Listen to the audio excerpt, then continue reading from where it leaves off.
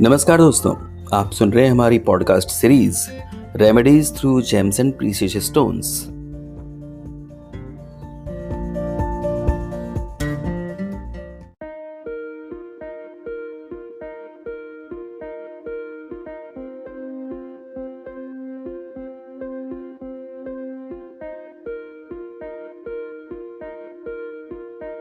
Rafale ने लिखा है कि रवि यदि दूषित हो जाता है तो लंबी लंबी बीमारियां देता है। स्थिर राशियों में हो तो गले का रोग, क्विंसी, डिफ्थेरिया, ब्रोंकाइटिस, अस्थमा ऐसे रोग होने की संभावना होती है। हृदय रोग, पीठ का रोग और कोख का निर्बल होना, मूत्र रोग इत्यादि दूषित रवि के कारण ही होते हैं। रवि के कन्या और मीन राशियों में जाने पर क्षय रोग हो जाता है। फेफड़ों में रोग होने की संभावना रहती है। चर राशियों में यकृत होगा, छाती के रोग, छाती के दुर्बल होना, पेट के रोग होना, निरुत्साहित होना, संधिवात या फिर कोई बड़ा जख्म हो जो आपको काफ़ी लंबे समय तक परेशान करता है। सूर्य की किरणों के तिरछे रूप से पड़ने पर वे दोषी हो जाती हैं, ऐसा सभी जानते हैं। अनेक रोग की संभावना व्यक्त करती हैं। ऐसा एक जगह श्लोक में कहा भी गया है, सदा शिरोरुग ज्वर वृद्धि दीपन क्षयातिसारा दिक रोग संकुले नृपाल देवा निदेव किंकिरे करोति चित्त व्यसन दिवाकर। अर्थात सूर्य इन रोगों का जनक तब बनता है जब वह मेष, सिंह, धनु लग्नों में धन स्थान में, मिथुन, तुला, कुंभ इन लग्नों में रवि यदि व्यय स्थान में गया हुआ, वृषभ, कन्या, मकर इन लग्नों में रवि यदि अष्टम में हो, कर्क, वृश्चिक, मीन इन लग्नों में यदि रवि दशम या फिर छठे बैठा हुआ। सूर्य के दूषित हो जाने पर जो रोग होते हैं, आज हम उनकी चर्चा करने वाले हैं। एमनेशिया इस रोग का प्रमुख लक्षण है कि रोगी अपनी याददाश्त खो बैठता है। वह अपने अतीत की जीवन की घटनाओं, अपने चिर परिचितों, रिश्तेदारों को पहचानने में असमर्थ हो जाता है। लिखना पढ़ना तक भूल जाता है। इस रोग का प्रमुख कारण है मस्तिष्क की कोशिकाओं, टिश्यूज की संरचना में अचानक से परिवर्तन होना। ऐसा हार्मोन्स के परिवर्तनों के कारण होता है।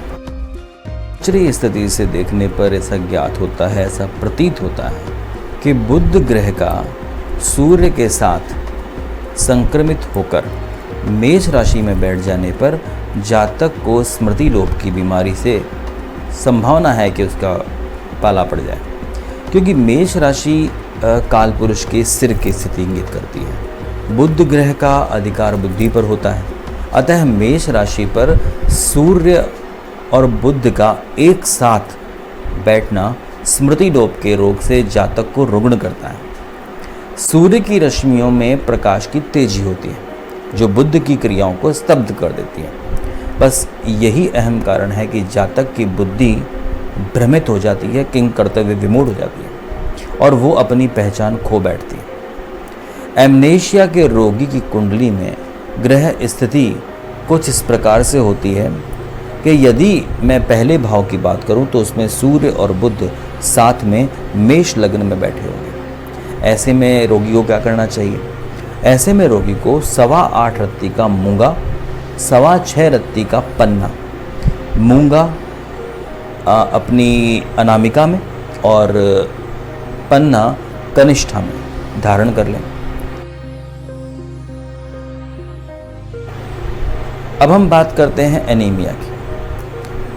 एनीमिया को हिंदी में रक्त क्षीणता कहते हैं और रक्त क्षीणता से रोगी जो होता है, ग्रस्त होता है, उसमें लाल रंग रक्तों कणों की कमी हो जाती है। रोगी के ओंठ, नाखून, हथेलियाँ, पगतली सब पीली पड़ जाती हैं। शरीर में कमजोरी आ जाती है, भूख नहीं लगती, चक्कर आने लगते हैं, ऐसे लक्षण पैदा हो जाते हैं। इस रोग के कई कारण हो सकते हैं।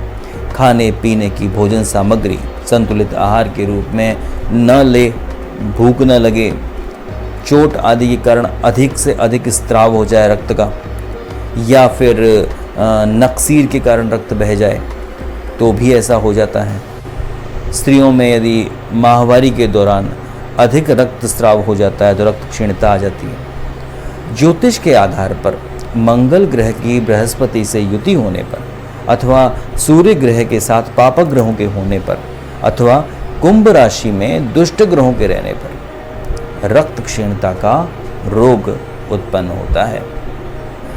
ऐसे में रोगी को 8.25 रत्ती मूंगा और 5.25 रत्ती पुखराज, मूंगा अनामिका में और पुखराज तर्जनी में धारण करवाना।